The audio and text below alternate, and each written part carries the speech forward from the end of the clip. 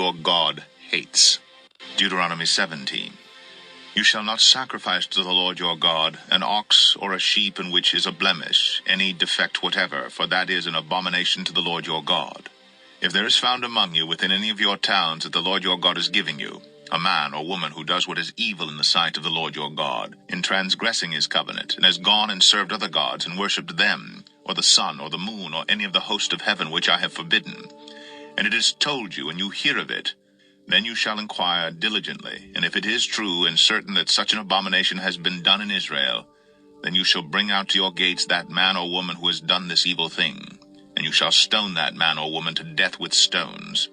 On the evidence of 2 witnesses, or of 3 witnesses, the one who is to die shall be put to death. A person shall not be put to death on the evidence of 1 witness. The hand of the witnesses shall be first against him to put him to death, and afterward the hand of all the people. So you shall purge the evil from your midst.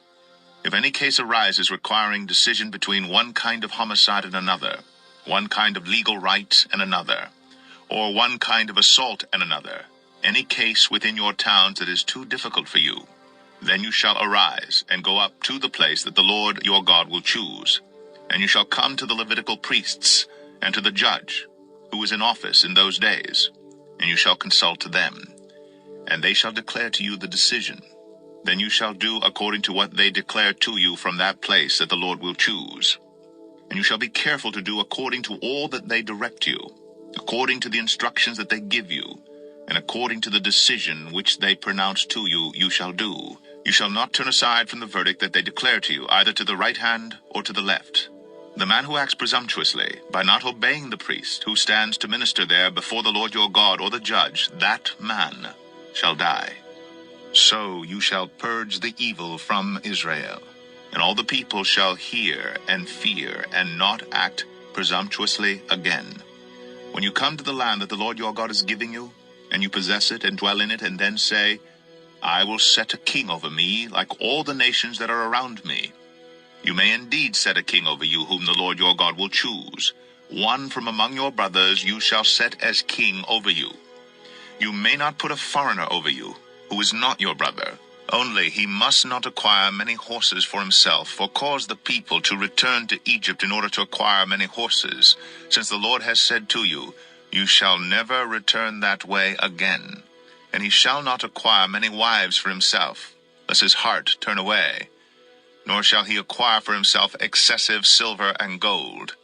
And when he sits on the throne of his kingdom, he shall write for himself in a book a copy of this law, approved by the Levitical priests, and it shall be with him, and he shall read in it all the days of his life, that he may learn to fear the Lord his God, by keeping all the words of this law and these statutes and doing them, that his heart may not be lifted up above his brothers, and that he may not turn aside from the commandment, either to the right hand or to the left, so that he may continue long in his kingdom, he and his children in Israel. Deuteronomy 18. The Levitical priests, all the tribe of Levi, shall have no portion or inheritance with Israel. They shall eat the Lord's food offerings as their inheritance. They shall have no inheritance among their brothers. The Lord is their inheritance, as he promised them. And this shall be the priest's due from the people, from those offering a sacrifice, whether an ox or a sheep. They shall give to the priest the shoulder, and the 2 cheeks, and the stomach, the first fruits of your grain, of your wine, and of your oil, and the first fleece of your sheep you shall give him. For the Lord your God has chosen him out of all your tribes to stand and minister in the name of the Lord, him and his sons for all time. And if a Levite comes from any of your towns out of all Israel, where he lives, and he may come when he desires, to the place that the Lord will choose, and ministers in the name of the Lord his God, like all his fellow Levites who stand to minister there before the Lord, then he may have equal portions to eat, besides what he receives from the sale of his patrimony. When you come into the land that the Lord your God is giving you, you shall not learn to follow the abominable practices of those nations. There shall not be found among you anyone who burns his son or his daughter as an offering, anyone who practices divination, or tells fortunes, or interprets omens, or a sorcerer, or a charmer, or a medium, or a wizard, or a necromancer. For whoever does these things is an abomination to the Lord. And because of these abominations, the Lord your God is driving them out before you. You shall be blameless before the Lord your God. For these nations which you are about to dispossess, listen to fortune-tellers and to diviners. But as for you, the Lord your God has not allowed you to do this. The Lord your God will raise up for you a prophet, like me, from among you, from your brothers. It is to him you shall listen. Just as you desired of the Lord your God at Horeb on the day of the assembly, when you said, Let me not hear again the voice of the Lord my God, or see this great fire any more, lest I die. And the Lord said to me, They are right in what they have spoken. I will raise up for them a prophet like you from among their brothers. And I will put my words in his mouth, and he shall speak to them all that I command him. And whoever will not listen to my words that he shall speak in my name, I myself will require it of him. But the prophet who presumes to speak a word in my name that I have not commanded him to speak, or who speaks in the name of other gods, that same prophet shall die. And if you say in your heart, How may we know the word that the Lord has not spoken? When a prophet speaks in the name of the Lord, if the word does not come to pass or come true, that is a word that the Lord has not spoken. The prophet has spoken it presumptuously. You need not be afraid of him. Deuteronomy 19. When the Lord your God cuts off the nations whose land the Lord your God is giving you, and you dispossess them and dwell in their cities and in their houses, you shall set apart 3 cities for yourselves in the land that the Lord your God is giving you to possess. You shall measure the distances, and divide into 3 parts the area of the land that the Lord your God gives you as a possession, so that any manslayer can flee to them. This is the provision for the manslayer, who by fleeing there may save his life. If anyone kills his neighbor unintentionally without having hated him in the past, as when someone goes into the forest with his neighbor to cut wood, and his hand swings the axe to cut down a tree, and the head slips from the handle and strikes his neighbor so that he dies, he may flee to one of these cities and live, lest the avenger of blood in hot anger pursue the manslayer and overtake him, because the way is long, and strike him fatally, though the man did not deserve to die, since he had not hated his neighbor in the past. Therefore I command you, you shall set apart 3 cities.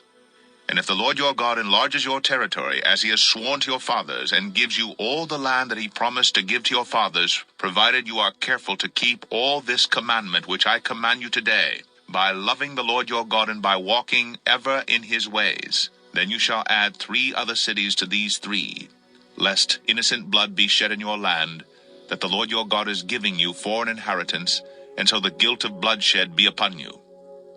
But if anyone hates his neighbor, and lies in wait for him, and attacks him, and strikes him fatally, so that he dies, and he flees into one of these cities, then the elders of his city shall send and take him from there, and hand him over to the avenger of blood, so that he may die. Your eye shall not pity him, but you shall purge the guilt of innocent blood from Israel, so that it may be well with you. You shall not move your neighbor's landmark, which the men of old have set, in the inheritance that you will hold in the land that the Lord your God is giving you to possess. A single witness shall not suffice against a person for any crime or for any wrong in connection with any offense that he has committed. Only on the evidence of 2 witnesses, or of 3 witnesses, shall a charge be established. If a malicious witness arises to accuse a person of wrongdoing, then both parties to the dispute shall appear before the Lord, before the priests and the judges who are in office in those days. The judges shall inquire diligently, and if the witness is a false witness, and has accused his brother falsely, then you shall do to him as he had meant to do to his brother. So you shall purge the evil from your midst. And the rest shall hear and fear, and shall never again commit any such evil among you. Your eye shall not pity. It shall be life for life, eye for eye, tooth for tooth, hand for hand, foot for foot. Deuteronomy 20. When you go out to war against your enemies, and see horses and chariots and an army larger than your own, you shall not be afraid of them. For the Lord your God is with you, who brought you up out of the land of Egypt. And when you draw near to the battle, the priest shall come forward, and speak to the people, and shall say to them, Hear, O Israel, Today you are drawing near for battle against your enemies. Let not your heart faint. Do not fear or panic or be in dread of them. For the Lord your God is he who goes with you to fight for you against your enemies to give you the victory. Then the officers shall speak to the people, saying, Is there any man who has built a new house and has not dedicated it? Let him go back to his house, lest he die in the battle, and another man dedicate it. And is there any man who has planted a vineyard and has not enjoyed its fruit? Let him go back to his house, lest he die in the battle, and another man enjoy its fruit.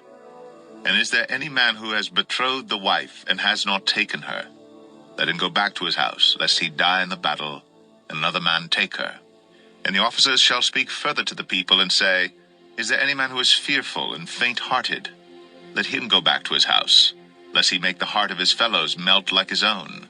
And when the officers have finished speaking to the people, then commanders shall be appointed at the head of the people.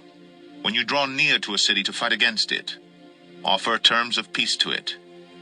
And if it responds to you peaceably and it opens to you, then all the people who are found in it shall do forced labor for you and shall serve you. But if it makes no peace with you, but makes war against you, then you shall besiege it. And when the Lord your God gives it into your hand, you shall put all its males to the sword.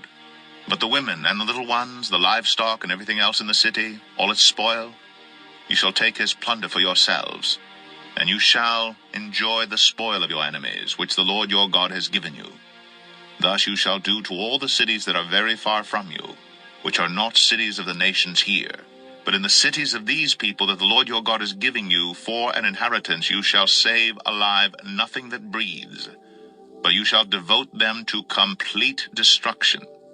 The Hittites and the Amorites, the Canaanites and the Perizzites, the Hivites and the Jebusites, as the Lord your God has commanded, that they may not teach you to do according to all their abominable practices that they have done for their gods, and so you sin against the Lord your God. When you besiege a city for a long time, making war against it in order to take it, you shall not destroy its trees by wielding an axe against them. You may eat from them, but you shall not cut them down. Are the trees in the field human, that they should be besieged by you? Only the trees that you know are not trees for food you may destroy and cut down, that you may build siege works against the city that makes war with you until it falls.